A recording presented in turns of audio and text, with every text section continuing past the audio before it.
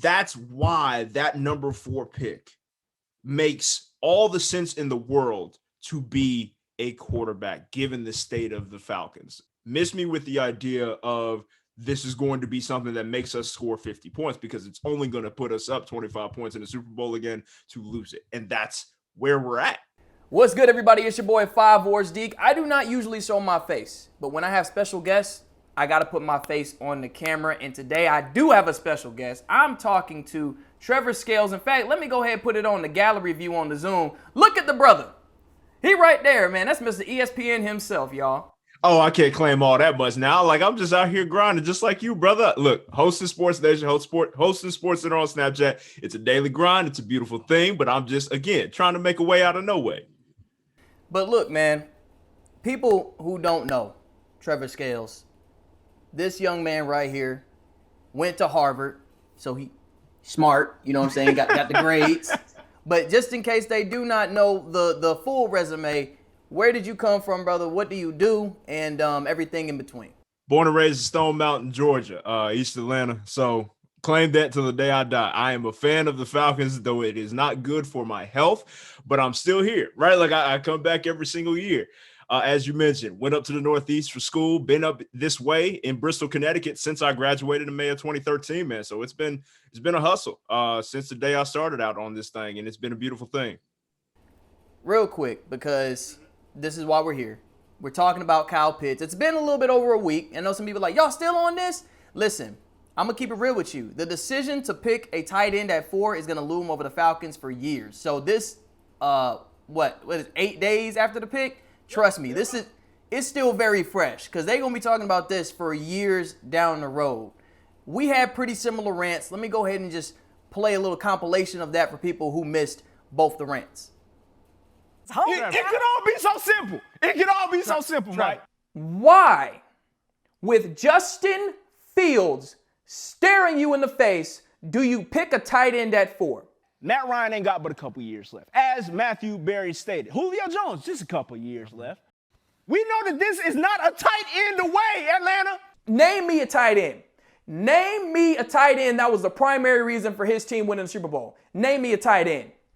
Tony Gonzalez couldn't even win a playoff game in Kansas City. Arthur, Terry, what we doing? Terry, we know daggone well we more than just a tight end away. And that's going to be the thing that carries us back to the Super Bowl, so we can just go up 25 points and lose the ever-loving mess out of the league and have me crying in an apartment in Boston and driving down 93 sad as all outdoors? No. All right, there was a lot of emotion from my side, from your side. Just now that it's been a week, we're a little bit less emotional, but our takes are still the same. Treavor, why did Atlanta need to take a quarterback at 4? It's much more of a macro need than anything. I don't think anybody's going to deny the fact that Kyle Pitts is going to be a phenomenal player and that Arthur Smith is going to get the absolute maximum out of him. But the thing we're looking at maximizing, the offense, led by Matt Ryan, led by Julio Jones, we feel like we've hit the ceiling on that, no? I think our stats and information group came out with a pre-draft team needs document, listed a bunch of different things as far as what each and every one of the 32 teams in the NFL needs heading into the draft. I think we all know pass and defense wasn't great for the Falcons. We all know that the offense sputtered at times. It wasn't consistent enough for our liking. So there were needs all over the place. And when you are in a spot where you're number 4 in the draft, when you aren't performing to the level of talent that is even listed on your roster and have been doing so for quite some time, right? I would say that the Falcons have been mediocre at best these past few seasons. I think everybody understood that it was time for a reset. And what better way to reset than to look at a quarterback class out of this 2021 draft class that was deep, had plenty of options. People were highly touting it.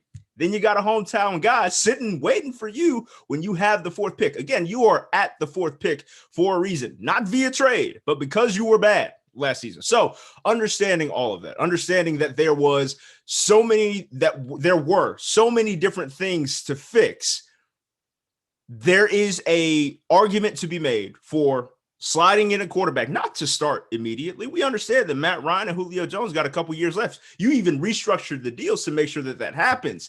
But there is something to be said for having a quarterback in the wake to assume the role when the time comes. That's not to say you do that without Matt Ryan's approval or at least his awareness of it. I think you make it sure you have the conversation with everyone that is of that top tier God status on that roster. Hey, this is the direction we're moving.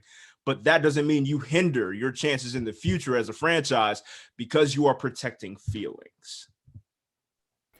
See, and my sentiments were mostly the same. It wasn't because I think Matt Ryan is bad. Let's start there. Absolutely. Matt Ryan is not the Falcons' problem.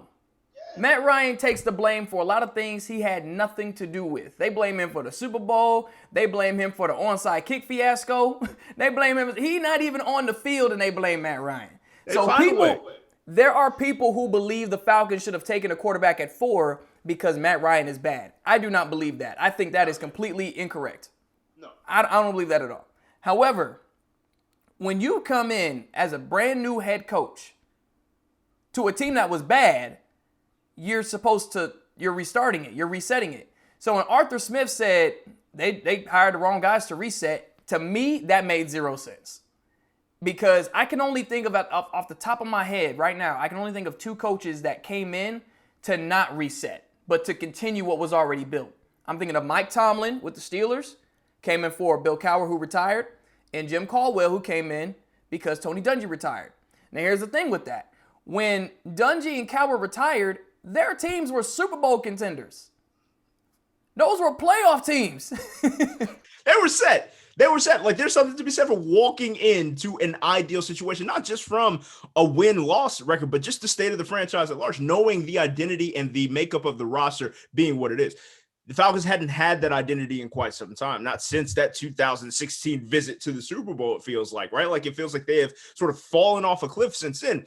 To your point, though, right? And this is something that was brought to my attention, right? When you enter, and this is what I touched on slightly in my opening sort of case for why they shouldn't have taken the tight end at 4. When you enter in as a new head coach, the idea of upsetting the apple cart too much, I agree that it's time for a reset, but there has to be a level of communication and an understanding between not only Arthur Smith, but Terry Fontenot and Arthur Blank and Matt Ryan and Julio Jones, frankly. Like, those are the guys that sort of need to be a part of decisions, if you will, in order to make sure that not only is an identity established, but the chemistry of a team isn't thrown off. Like, you don't want to just come in and wreck a locker room the moment you set foot in trying to sort of help revitalize an organization. So I understand the logic, but there is a way to go about still drafting a replacement. And I understand that is so difficult to even fathom sometimes in some cases like Matt Ryan's, but you have to draft a replacement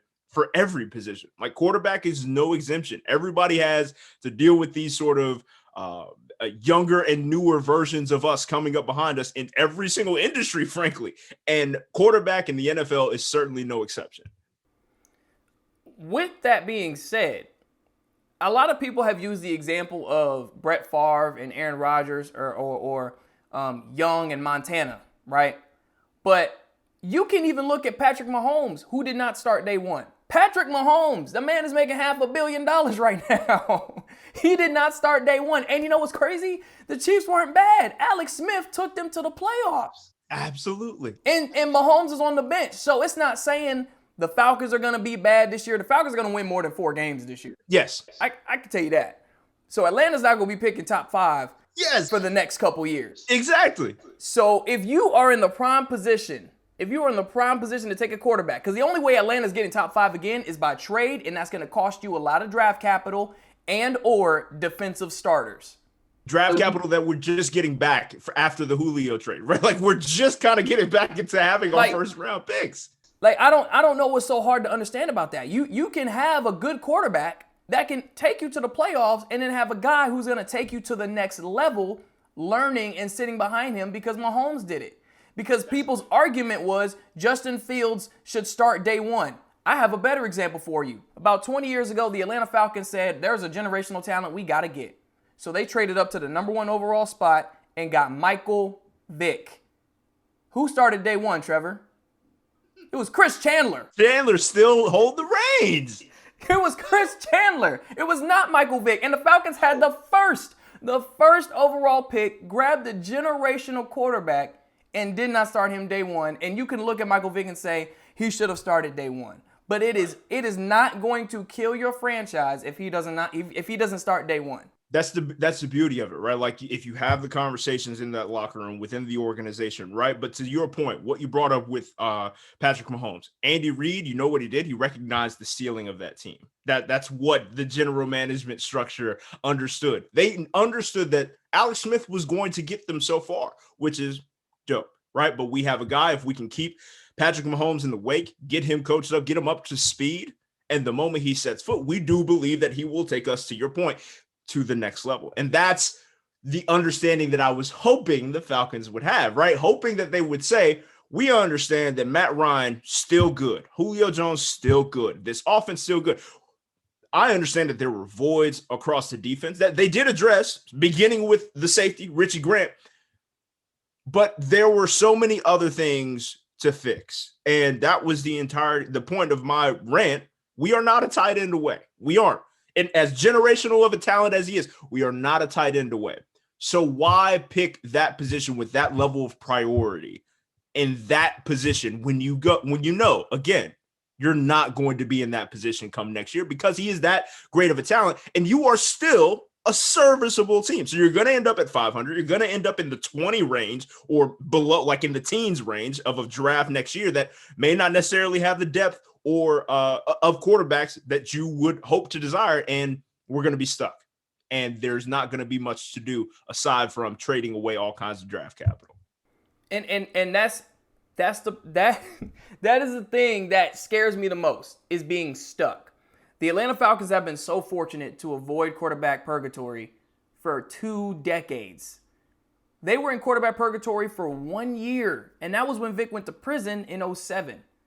Right? They had Byron Leftwich. Yep. They had Joey Harrington. Yep. And then I don't really count the year Vic broke his leg because we knew Vic was coming back. But Kurt Kittner and Doug Johnson weren't going to get it done. We knew that. We knew they weren't going to get it done. But I haven't heard those names in quite some time. But you knew Vic was coming back. So it was like, he'll be back. So yeah. Atlanta has been so fortunate to avoid it that I don't care who the tight end is, because tight ends don't lead teams to Super Bowls. I asked people to name me a tight end that led his team to the Super Bowl. No one could. They said Rob Gronkowski. Rob Gronkowski was not as important to the Bucs as Tom Brady. Also, Tom Brady had a 25-point comeback in the Super Bowl with Gronkowski on the bench. Correct. Gronk caught his first 2 touchdowns in the postseason in the Super Bowl. Like, he did not lead them there. I can assure you of that. and then they said, well, Gronkowski won Super Bowl 53. No, that defense held the Rams to 3 points. Correct. The Rams scored 30 points a game, and they were held to a field goal in the Super Bowl. Gronkowski did not win that game. Gronkowski made a great catch, but you can ask the Seattle Seahawks. Being inside the 5-yard line in the Super Bowl don't mean jack. It means nothing. Sony Michel scored that touchdown. So it's not a tight end. Tony Gonzalez didn't win a playoff game in Kansas City because even though he's a Hall of Fame talent, he can't lead a team. Antonio Gates could not take the Chargers to the Super Bowl. He also, Hall of Fame talent, couldn't lead that team. Jason Witten, same thing. So tight ends don't do that. So even if Kyle Pitts is a future Hall of Famer, okay, if the quarterback is Gardner Minshew or Mike Glennon, Atlanta ain't going nowhere. That's point of the matter. Quarterback is widely understood to be the most important position in all of football. And dang near in all of sports, right? Like, it is towing that line of all of sports. That's why, as much as I try to refute it on a case-by-case basis, the macro understanding of quarterback wins being something to regard is a real thing, right? Like, they have everything to do with just about everything on the field, from the standpoint of a leadership, from leadership capability on down to actual level of play on the field. Quarterback is the most important position in football and quite possibly in all of sports. So with that understanding, when you are looking to reestablish an entire franchise, if you aren't going to go trade for a guy that's already established in this league, and to your point, like Matt Ryan having been the guy for the Falcons is a blessing that not many teams get to enjoy, right? Like that solid run that he has had has prevented us from having to even look outside of the position seriously. I know people get frustrated as all outdoors with Matt Ryan on a weekly basis. But there's an understanding that, look, there's a reason why Falcons fans are going nuts at the idea of him not making the Hall of Fame. So with that all as a backdrop, with all of that as context, that's why that number 4 pick makes all the sense in the world to be a quarterback, given the state of the Falcons. It is paramount to understand where you are within the league. Miss me with the idea of this is going to be something that makes us score 50 points, because it's only going to put us up 25 points in the Super Bowl again to lose it. And that's where we're at. And that's the most frustrating part in all of this. And I know some people going to be in the comments like, y'all are complaining, y'all are hating, y'all are... Listen. The NFL is about winning the Super Bowl. That's all we want to do. We want to see the Falcons win a Super Bowl. You got to understand, especially if you were a Falcons fan watching this, okay? Our quarterback has gone to jail. We have blown a 25-point lead in the Super Bowl. Before that, we were the number 1 seed in the NFC and let Green Bay spank us. I mean, they pulled our pants and underwear down and spanked the Falcons. Spanked them with a switch in the Georgia Dome. 2 years later, Atlanta goes 13-3 again, and they miss a holding call. And Atlanta, to this day, I believe Atlanta would have beat the brakes off the Ravens in the Super Bowl. Yeah. In New Orleans. Yeah. In New Orleans, of all places. Full confidence. So, with all of that, all we want to do is see Atlanta lift up a Lombardi trophy. And unfortunately, that may not be with Matt Ryan. Now, the thing is, that's not Matt Ryan's fault, because Matt Ryan ain't the Falcons' problem, like I said. However, Matt Ryan is in his late 30s. So the thing about quarterbacks in their late 30s, we do not know when that quarterback is going to fall over that cliff, but it happens, because it happened to Drew Brees. Tom Brady is an exception. Y'all got to stop using him in arguments about quarterbacks that are not Tom Brady. You can't do that. Yeah, no. Tom Brady is an exception to literally everything, so do not use him as the do not use him. Yes. Do not use him. No. However, Matt Ryan in 2 years, right? Because in fact, I was looking this up earlier today. Quarterbacks of the last, I think they said 15 quarterbacks to win the Super Bowl, they took up an average of 8% of the salary cap.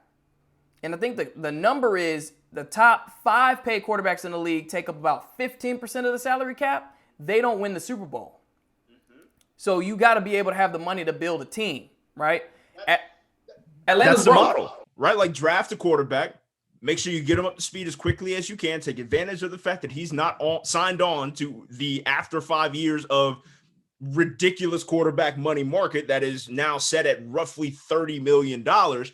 If you can take advantage of a quarterback on his rookie deal and build around him, that's the model. That is the model that we have seen succeed in not only winning Super Bowls, but reaching Super Bowls. The Rams are a perfect example of that. Jared Goff having everything built around him. Sean McVay makes that run, understanding that, again, Tom Brady being the exception to every single rule, was the team that wound up knocking Jared Goff off of this Super Bowl train that they were potentially on. So you have to look, that's what the entirety of the draft is too. Understanding your sensibilities with respect to every other one of the franchises. That's why we rag on the idea of the Giants taking Daniel Jones at 6, because nobody else was going to take Daniel Jones at 6. You could have waited to take a guy like Daniel Jones. So you, as the Falcons, not in the case of Kyle Pitts, because again, exceptional talent, generational talent even.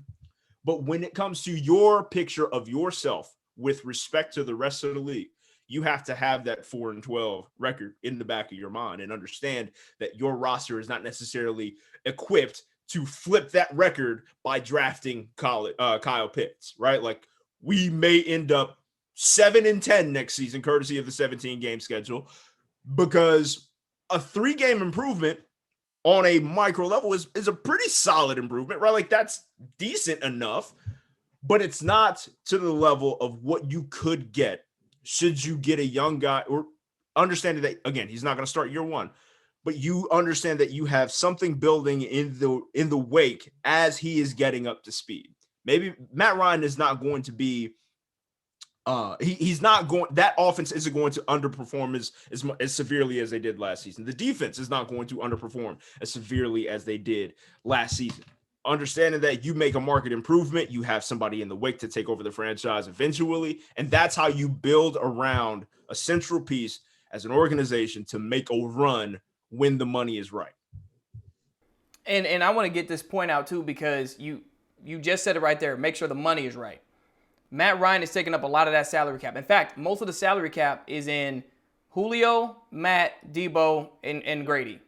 So honestly, Grady and Debo could not be Falcons in the next couple years. It's unfortunate, but Atlanta really does not have money. They don't even have money to sign the rookie class right now. They have to restructure contracts now. So if Matt, after the 2022 season, he and his agent go into the office, you've got Rich McKay's in there, Terry Fontenot's in there, Arthur Smith's in there, and they say, listen, we need you to take a Tom Brady-like pay cut. Tom Brady literally is underpaid for his talent because he wants a team built around him. Tampa Bay brought back all 22 starters from the Super Bowl team, right? Because Tom Brady is being underpaid. That's a reason for it. Also, their salary cap situation is a little bit better. But so if Matt says, I'm worth more than, $24 million a year. I'm worth more than that. I need, pay me what I'm worth. Matt Ryan is definitely worth it. Matt Ryan is worth it. But if Atlanta can't afford it, they say, if we do that, we cannot build a team around you and we're not going to win a championship. They may mutually agree to part ways. Also, Matt Ryan next couple years could say, you know what, I'm going to just call it. I'm going to call it a career. Because something happened, Matt Ryan could perform very well this year. He could perform decently. But like I said, late 30s, we don't know what a cliff is coming. I'm going to be very sad when the Matt Ryan era ends. Trust me. I'm going to be very sad when the Matt Ryan... Like, I have a autographed Matt Ryan jersey hanging up in my room right next to an autographed Julio Jones jersey. I've met both of them. I've interviewed both. In fact, Treavor, you at ESPN. I got these hanging up. They don't even know what those are. These are credentials, man. All kinds of the press passes. This is just the college days. This is not even what I do now. You know what I'm saying? I was interviewing Julio and Matt in college. Met both of them, got the autographs, all that. Trust me, I do not hate Matt Ryan. I do not hate the Falcons. I'm only saying that if Matt Ryan is not the quarterback in 2023, I'm going to be very concerned because I don't know who's going to take over. Could you make a play at Deshaun Watson? Probably, but it's going to cost you a lot. And then also when you hire a head coach, you bring him in to hopefully coach you for the next 5 to 10 years. Absolutely. If Matt Ryan is a quarterback for the next 5 years and plays at the level he's playing at now, Atlanta got a chance. They can, if they can build it up, Atlanta has a chance to win a ring in about 3 years because they're not a contender this year. We'll see next year. But they're not a contender this year.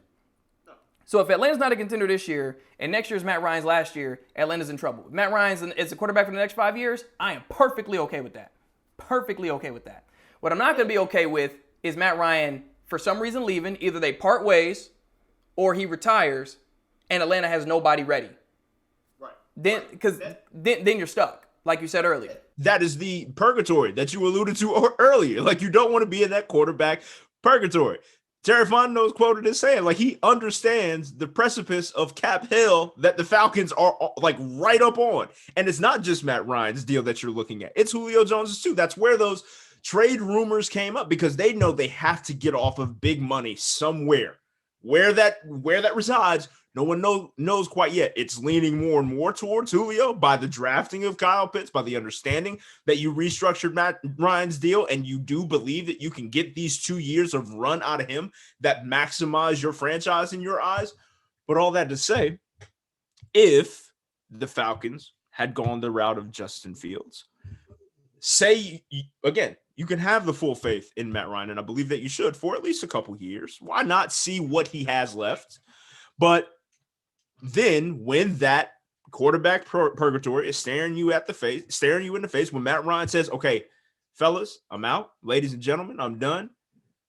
There has to be a defined candidate to look towards and understand that this is the person that is going to steer the ship, because having any gap only takes you further and further away from hoisting the Lombardi trophy. It doesn't allow you to stay in the same spot. Not having a quarterback only puts you further and further back. That's what the Jags have experienced for God knows how long to this point. And it's that's the fear that I have as a Falcons fan. It's not an anger towards the organization. It's like, I don't want this for y'all because I don't want it for me either. I'm not trying to catch these jokes either. So having that clear direction, having that clear candidate to take over is so important in this league, because you cannot afford to get 2 and 3 years behind, because after that, you're stuck at the top of the draft for like a 3-year cycle before you know it. And this is the last good quarterback class for a while. And it's not the best one in a while, but I'm saying it's probably the best one for a while. Spencer Rattler next year, okay. Atlanta's not going to be high enough to draft him anyway. Nope.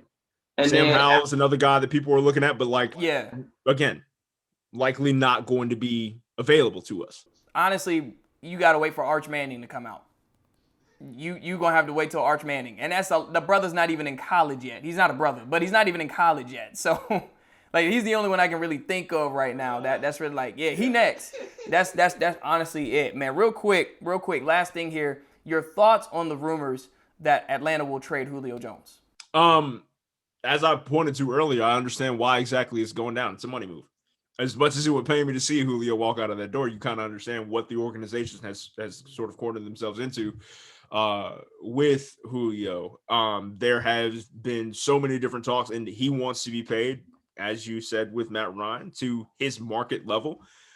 But I don't think it's a secret that Julio's availability ain't been what you would want it to be from a roster standpoint. But that could also very much have to do with him and the team understanding that we aren't necessarily making a run, that we need you every week, therefore. So, maybe we don't press you to get back into the lineup as quickly as you can. The general sentiment from my end is like, I would hate to see it happen because seeing Julio get to the Falcons was like the thing that really did pick up my fandom, as far as watching that brother at the combine ball out on a broken foot, run like a 4.4, and thinking this man is an absolute monster, and we're going to wind up with him despite trading away the entirety of the future of the franchise and draft picks. Don't care, go get him. But it's going to be sad to see him go, but all at the same time, in the same breath, I fully understand why that's fleshing out the way that it is. And hopefully Kyle Pitts and the generational talent that he is sort of slides in and appeases and alleviates the Falcons fans' nerves as far as just a pass catcher, him along with Calvin Ridley, of course, and Hayden Hurst, that have really shown some really good stuff offensively. Hopefully that eases the pain, if you will. I'll say this because I agree with you. Trading Julio Jones, who is to me the best receiver in the world, trading Julio Jones is a franchise-altering move. Yeah. So if you're willing to do that, then why would you say it's not a reset? Because trading Julio is very much a reset move. Yeah.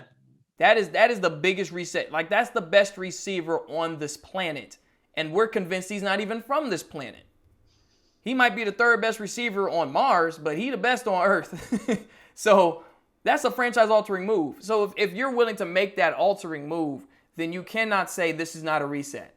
Trading Julio Jones is a resetting move. 2-11 have been the picture of that franchise for so long. Like that, exactly. That have just been the what you identify as the Falcons. 2-11. That's it.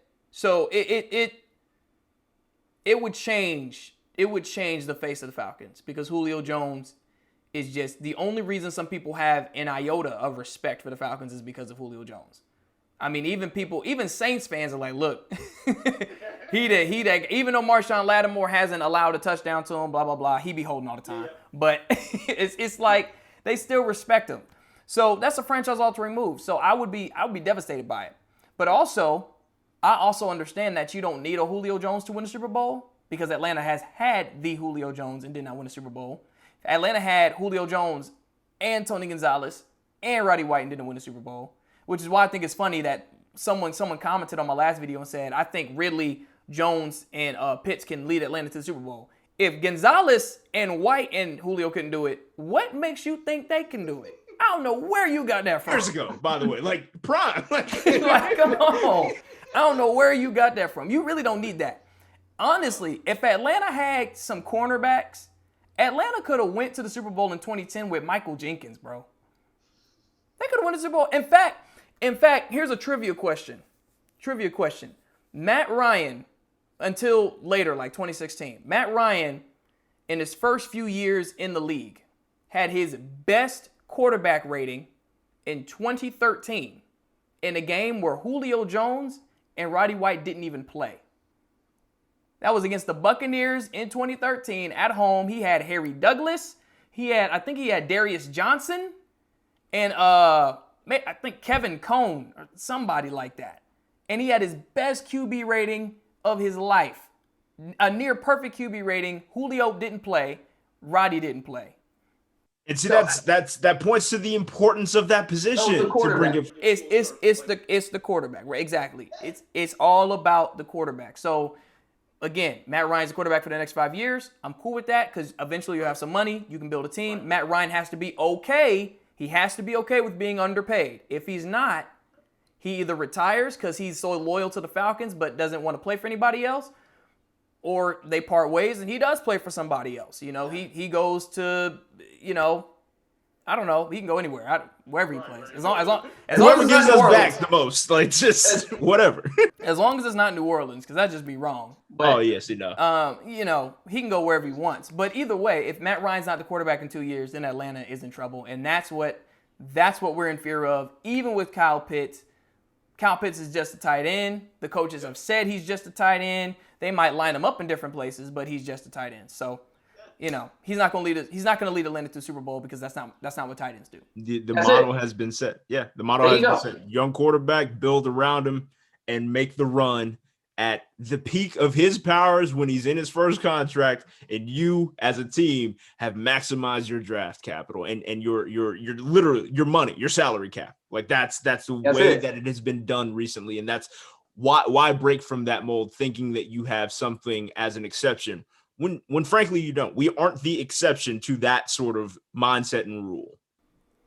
All right, Trevor, I gotta let you go because I know you're a busy man. How can people follow you on social media?